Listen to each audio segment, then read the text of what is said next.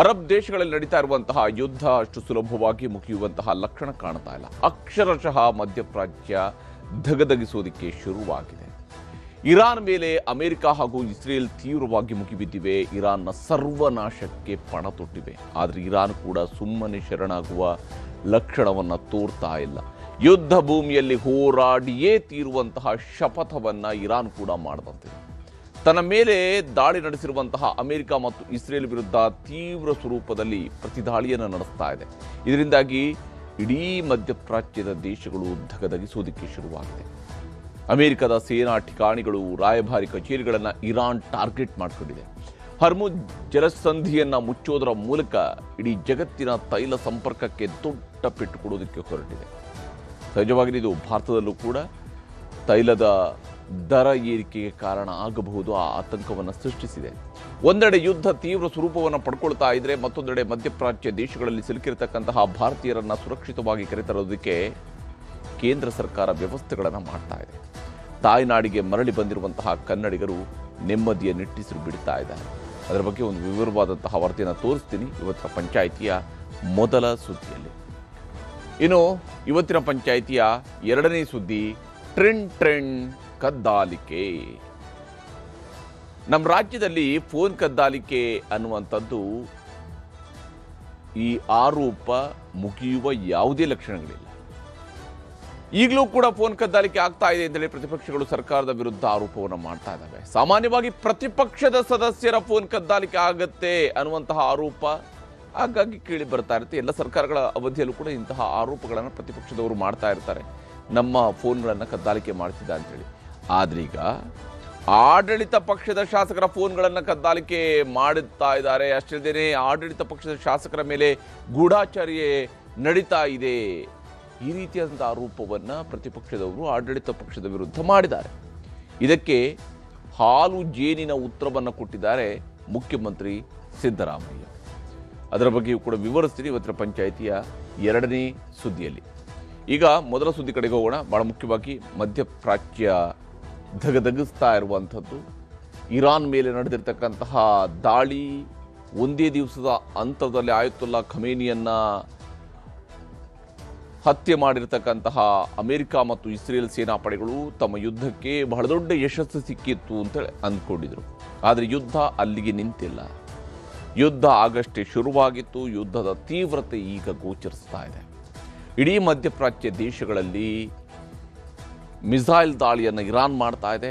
Iran ಮೇಲೆ ದಾಳಿಯನ್ನು ಮುಂದುವರಿಸಿದ್ದಾವೆ America ಮತ್ತು ಇಸ್ರೇಲ್. ಈಗಾಗಲೇ ಸಾವಿನ ಸಂಖ್ಯೆ, ಸಾವಿನ ಸರಪಣಿ ಏರ್ತಾ ಇದೆ, ದೊಡ್ಡದಾಗ್ತಾ ಇದೆ, ಬೆಳೀತಾ ಇದೆ. ಮಧ್ಯಪ್ರಾಚ್ಯದಲ್ಲಿ ಸಿಲುಕಿರ್ತಕ್ಕಂತಹ ಭಾರತೀಯರು, ಕನ್ನಡಿಗರು ತಾಯ್ನಾಡಿಗೆ ವಾಪಸ್ ಬರೋದಕ್ಕಾಗಿ ಹಾತೊರಿತಾ ಇದ್ದಾರೆ. ಯಾವ ಸ್ವರೂಪದ ಪರಿಸ್ಥಿತಿಗೆ ನಿರ್ಮಾಣ ಆಗಿದೆ ಅನ್ನೋದರ ಬಗ್ಗೆ ವರದಿ ನಿಮ್ಗೆ ತೋರಿಸ್ತೀನಿ.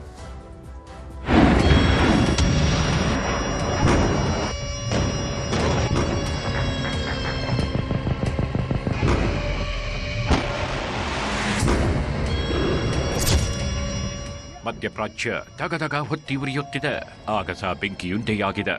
ನಿರಂತರ ಬಾಂಬ್ ಮಿಸೈಲ್ ದಾಳಿಯಿಂದಾಗಿ ಸೈನಿಕರು ಮಾತ್ರವಲ್ಲ, ನೂರಾರು ನಾಗರಿಕರು ಪ್ರಾಣ ಬಿಡುತ್ತಿದ್ದಾರೆ.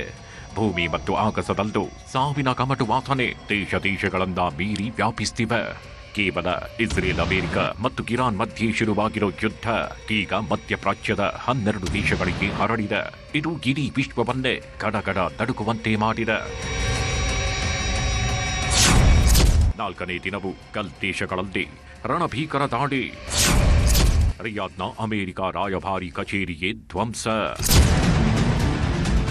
ಖಮೇನಿ ಹತ್ಯೆಯಿಂದ ಕೆರಳಿ ಕೆಂಡವಾಗಿರೋ ಇರಾನ್ ಪಡೆಗಳು ತಮ್ಮ ಅಸ್ತಿತ್ವ ಕಳೆದುಕೊಂಡರೂ ಸರಿಯೇ, ನಿಮ್ಮನ್ನ ಬಿಡಲ್ಲ ಅನ್ನೋ ಪ್ರತಿಜ್ಞೆ ಮಾಡಿದಂತಿವೆ. ನಿನ್ನೆಯಷ್ಟೇ ಸೌದಿ ಅರೇಬಿಯಾದಲ್ಲಿರೋ ವಿಶ್ವದ ಅತಿದೊಡ್ಡ ತೈಲ ಸಂಸ್ಕರಣಾ ಘಟಕವಾದ ಅರಾಮ್ಕೋ ಮೇಲೆ ಡ್ರೋನ್ ದಾಳಿ ನಡೆಸಿದ್ರು. ಈ ಬೆನ್ನಲ್ಲೇ ರಾಜಧಾನಿ ರಿಯಾದ್ನಲ್ಲಿರುವ ಅಮೆರಿಕ ರಾಯಭಾರಿ ಕಚೇರಿಯನ್ನ ಗುರಿಯಾಗಿಸಿಕೊಂಡು ಮುಂಜಾನೆ ಆತ್ಮಹತ್ಯಾ ಡ್ರೋನ್ಗಳ ಮೂಲಕ ಭೀಕರ ದಾಳಿ ನಡೆಸಿದೆ.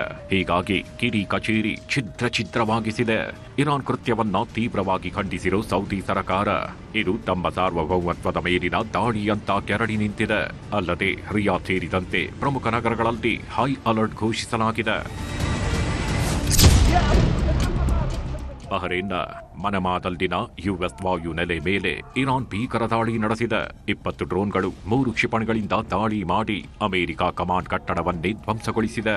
ಅತ್ತ ಯುಎಸ್ ಪಡೆ ಪ್ರತಿ ದಾಳಿ ನಡೆಸಿ ಸುಮಾರು 70ಕ್ಕೂ ಹೆಚ್ಚು ಇರಾನ್ ಡ್ರೋನ್ಗಳನ್ನ ಹೊಡೆದುರುಳಿಸಿದೆ.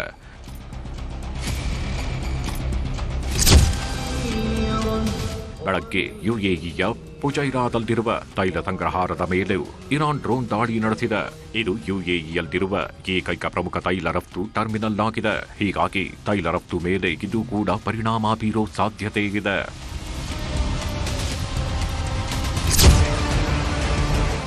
ದುಬೈನಲ್ಲಿ ಅಮೆರಿಕ ಪಡೆಗಳಿಗೆ ಸೇರಿದ್ದು ಎನ್ನಲಾದ ಕಟ್ಟಡವೊಂದನ್ನ ಇರಾನ್ ಧ್ವಂಸಗೊಳಿಸಿದೆ. ಮತ್ತೊಂದೆಡೆ ಅಲ್ ಮಿನ್ಹಾದ್ನಲ್ಲಿರುವ ಆಸ್ಟ್ರೇಲಿಯಾದ ಮಿಲಿಟರಿ ಕಟ್ಟಡದ ಮೇಲೂ ದಾಳಿ ನಡೆಸಲಾಗಿದೆ.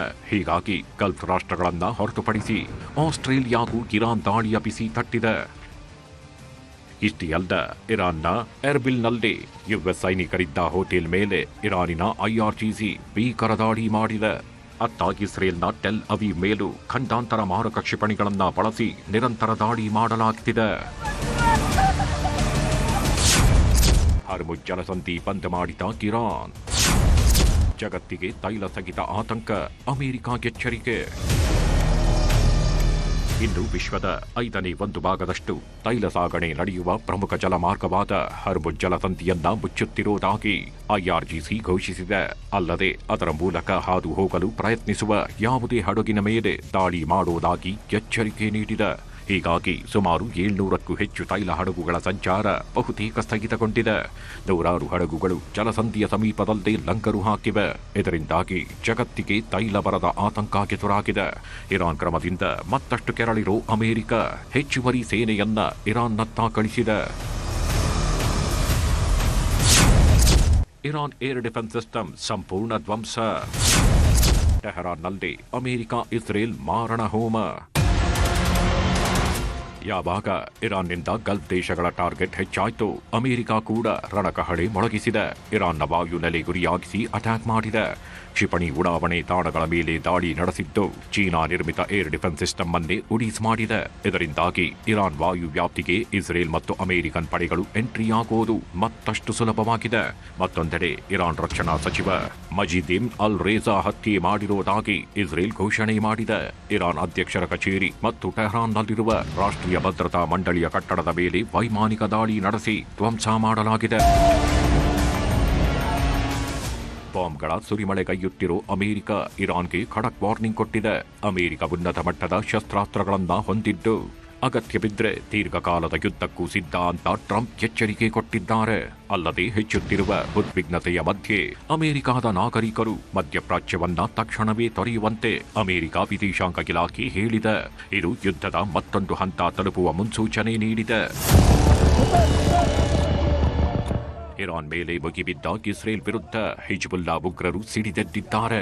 ಉತ್ತರ ಇಸ್ರೇಲ್ನಲ್ಲಿರುವ ವಾಯು ನೆಲೆ ಮೇಲೆ ಅಟ್ಯಾಕ್ ಮಾಡಲಾಗಿದೆ. ಹಿಜ್ಬುಲ್ಲಾ ದಾಳಿಗೆ ಇಸ್ರೇಲ್ ಕೂಡ ಪ್ರತಿ ದಾಳಿ ಮಾಡಿದ್ದು ಲೆಬನಾನ್ನಿಂದ ಬಂದ 2 ಡ್ರೋನ್ಗಳನ್ನ ಆಕಾಶದಲ್ಲೇ ಹೊಡೆದುರುಳಿಸಿದೆ. ಯಾವಾಗ ಹಿಜ್ಬುಲ್ಲಾ ಅಟ್ಯಾಕ್ ಮಾಡ್ತೋ ಇಸ್ರೇಲ್ ನಿಗಿನಿಗಿ ಕೆಂಡವಾಗಿದೆ. ಲೆಬನಾನ್ ಬೈರೂತ್ನ 3 ಸ್ಥಳಗಳ ಮೇಲೆ ಏರ್ ಸ್ಟ್ರೈಕ್ ನಡೆಸಿದೆ. ಹೇರಥ್ರಾಯ್ಕ್ ನಗರದ ಹಿಜ್ಬುಲ್ಲಾ ರೇಡಿಯೋ ಕಚೇರಿಯನ್ನ ಧ್ವಂಸಗೊಳಿಸಿದೆ. ಈ ದಾಳಿಯಲ್ಲಿ 31ಕ್ಕೂ ಅಧಿಕ ಮಂದಿಯ ನೆತ್ತರೋ ಕುಳಿ ಹರಿದಿದೆ ಎನ್ನಲಾಗಿದೆ. ಅಲ್ಲದೆ ಇಸ್ರೇಲ್ ಭೂ ಸೈನಿಕ ಪಡೆಗಳು ದಕ್ಷಿಣ ಲೆಬನಾನ್ಗೆ ನುಗ್ಗಿವೆ. ಯುದ್ಧ ಭೂಮಿಯಿಂದ ಬಂದಿಳಿದ ಕನ್ನಡಿಗರು. ಮೋದಿ ಸರ್ಕಾರಕ್ಕೆ ಧನ್ಯವಾದ ಹೇಳಿದ ಜನತೆ. ವಿಶ್ವದ ಅತ್ಯಂತ ಸುರಕ್ಷಿತ ದೇಶ ಅನ್ನೋ ಖ್ಯಾತಿ ಹೊಂದಿರೋ ಯುಎಇ ಮೇಲೂ ಯುದ್ಧದ ಕರಿನೆರಳು ಬಿದ್ದಿದೆ. ಮಾರ್ಚ್ 1ರಿಂದ ಭಾರತೀಯ ವಿಮಾನಯಾನ ಸಂಸ್ಥೆಗಳ ಸುಮಾರು 350 ವಿಮಾನ ಹಾರಾಟ ರದ್ದಾಗಿದೆ. ಇದರಿಂದ ಕನ್ನಡಿಗರು ಕ್ಷಣ ಕ್ಷಣಕ್ಕೂ ಭಯದಲ್ಲದೆ ಬದುಕುವಂತಾಗಿದೆ. ಸದ್ಯ ಕೆಲವು ಕನ್ನಡಿಗರು ನಿರಾಳರಾಗಿದ್ದಾರೆ. ನಿನ್ನೆ ದುಬೈನಿಂದ ಬಂದ 2 ಫ್ಲೈಟ್ಗಳಲ್ಲಿ 500ಕ್ಕೂ ಹೆಚ್ಚು ಜನ ಕೆಂಪೇಗೌಡ ಇಂಟರ್ನ್ಯಾಷನಲ್ ಏರ್ಪೋರ್ಟ್ಗೆ ಬಂದಿಳಿದಿದ್ದಾರೆ. 3 ದಿನಗಳ ಕಾಲ ಆತಂಕದಲ್ಲಿಯೇ ದಿನ ದೂಡಿದ್ದ ಪ್ರಯಾಣಿಕರು ನೆಮ್ಮದಿಯ ನಿಟ್ಟುಸಿರು ಬಿಟ್ಟಿದ್ದಾರೆ. ನಮ್ಮನ್ನ ಸೇಫಾಗಿ ಕರೆತಂದ ಭಾರತ ಸರ್ಕಾರಕ್ಕೆ ಧನ್ಯವಾದ ಎಂದು ತಿಳಿಸಿದ್ದಾರೆ. ಅದೆಲ್ಲ ಮಿಸೈಲ್ಸ್ ಹೋಗೋದು ನೋಡಿದ್ವಿ, ಅದೆಲ್ಲ ಏನಾಗ್ತಿದ್ದೋ ಗೊತ್ತಾಗ್ತಿಲ್ಲ. ಎಲ್ಲ ಬಾಂಬು ಎಲ್ಲ ಮತ್ತೆ it is all panic. Just 10 minutes. 10 minutes ಹತ್ರ ಬಂದ್ಬಿಟ್ಟು ಬಾಂಬ್ ಬ್ಲಾಸ್ಟ್ ಆಗ್ತಿತ್ತು. ನಮ್ಮ ಮನೇಲಿ ಇದ್ವಿ, ಪ್ಯಾನಿಕ್ ಇತ್ತು, ಬಟ್ ಎಲ್ಲ ಸೇಫ್ ಇತ್ತು. Dubai was very nice. ಎಲ್ಲ ಕಾಣಿಸ್ತಿತ್ತು. ಯಾ Thanks to Emirates, they did all the arrangement and we are safe there. And the first flight we received, and somehow we reached airport. And it is, you know how it is. Like family is waiting, and we are stuck there. So it is a big relief to be in our own country. Thanking everyone from bottom of my heart. Not only our embassy, also Dubai. Yeah. ಅದು ಅಬುದಾಬಿಯಲ್ಲಿ ಆಗಿತ್ತು, ದುಬೈಯಲ್ಲಿ ಏನೂ ಆಗಿರಲಿಲ್ಲ. ಸ್ವಲ್ಪ airport ಅಲ್ಲಿ ಆಗಿತ್ತು, but Burj Khalifa ಹತ್ರ ಏನೂ ಆಗಿರಲಿಲ್ಲ. ಬಟ್ ಎಮಿರೇಟ್ಸ್ ಅವರೆಲ್ಲ ಚೆನ್ನಾಗಿ ನೋಡ್ಕೊಂಡಿದ್ರು. So and this flight came, ಇದು ಅವರೇ ಫೋನ್ ಮಾಡಿ ಅವರೇ ಕರೆದು ಇದು ಫ್ಲೈಟ್ ಇಂದ ಬಂದಿದ್ದು. ಇದು 9:30 ಅಲ್ಲಿಂದ ಬಿಟ್ಟು ಇಲ್ಲಿ ಬಂದಿದ್ದು. ಇದೇ ಫ್ಲೈಟ್ನಲ್ಲಿ ಜೆಡಿಎಸ್ ಎಂಎಲ್ಸಿ ಭೋಜೇಗೌಡ ಕೂಡ ಆಗಮಿಸಿದ್ದಾರೆ. ನಾನು ಸೌತ್ ಆಫ್ರಿಕಾಗೆ ಹೋಗಿದ್ದೆ, ಕಾರಣಾಂತರಗಳಿಂದ ದುಬೈ ಮೂಲಕ ಇಂಡಿಯಾಗೆ ಬರ್ತಿದ್ದೆ.